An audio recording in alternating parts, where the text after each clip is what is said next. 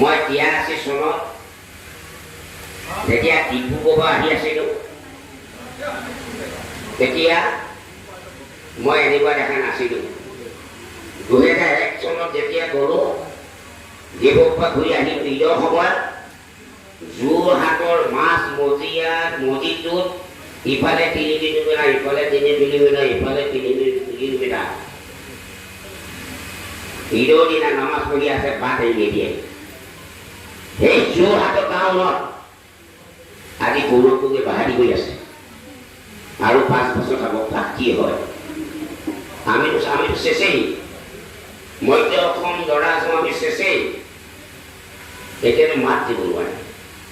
আজি তিনিমুলি কেইদিনা মিয়াই মাৰি থৈ গুচি গ'ল, মাত দিব নোৱাৰে। কিয় হৈছে? তোকে বাট এৰি নিদিয়ে, বলি বজাৰ গৰু যা বাট এৰি নিদিয়ে। মাছৰ গাড়ী বাট এৰি নিদিয়ে মানুহক গধূলি ৰাতিপুৱাৰ পৰা গধূলিলৈকে ৰাতি কি হৈছে? গোটেই এগ্ৰিকালচাৰ মেচিনবিলাক আমাৰ মানে পাব আৰু বিক্ৰী কৰি দিব আৰু তেওঁলোকক সুবিধা দিয়ে। চব হৈছে মীন বিভাগত গোটেই সময় মিয়াই পায়, ক'ৰবাত 10টাই পায়।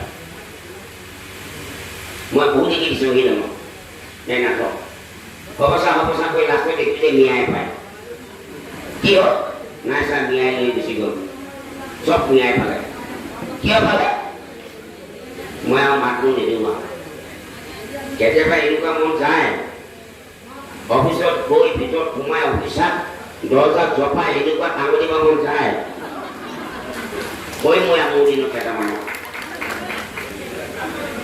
দৰ্জাত জপাই কৈ দিবি অফিচাৰ চালা ওলাই যাব, অফিচাৰ চালা ওলাই যাব। মোৰ সমস্যাত মই কৈম দুটামানক, মই চাই আছোঁ। মই গৈ যেতিয়া দৰ্জা জপাই এনেকুৱা কৈ দিম তেতিয়া গম পাব। মই কাকো বহি নকওঁ যে নহওক। আজি সজাগতা সভাখন কিন্তু মোৰ মনপুত হোৱা নাই। এখন গাঁৱতে মোৰ গাঁৱতে সজাগতা হ'ব গোটেইখিনি মাতি কৰি হ'লে ইয়াৰ 4 গুণ হ'ব। একচাটি ট্ৰাইবেল গাঁও চাবুক লোৱাত বাৰু এজন চুতীয়া সম্প্ৰদায় মানুহ আছে দেই। আমাৰ বেলেগ চুতীয়া বাহিনী নাই, মোৰ গাঁৱত সেইখিনি নাই। 4 গুণীয়া নিলে এয়া আমাৰ সজাগতা সভা এনেকৈ পাতিলে নহ'ব। চবেই জানিব লাগিব, প্ৰত্যেকে জানিব লাগিব এই আঁচনিখন আমাৰ কাৰণে আহিছে। চবেই জানিব লাগিব এই আঁচনিখন। কিয় জানিব নালাগিব? এইদৰখনৰ মাটি ইয়াতে সামৰি কৰে নহ'ব। ইয়াত বাহৰভাৱে প্ৰচাৰ হ'ব লাগিব, বহলভাৱে প্ৰচাৰ হ'ব লাগিব। ইয়াৰ পিছত আকৌ আমি সজাগতা সভা পাতিবৰ চেষ্টা কৰিম। ইয়াৰ পিছত জাতিৰ সভা পাতিব। তাৰমানে এতিয়া আছে 15 জুনৰ পৰা 30 জুন 15 দিনীয়া কাৰ্যসূচী। এই 15 দিনীয়া কাৰ্যসূচীয়ে প্ৰশাসনৰ উদ্যোগত বিভাগৰ উদ্যোগ হ'বই লাগিব। 15 দিন হ'ব লাগিব।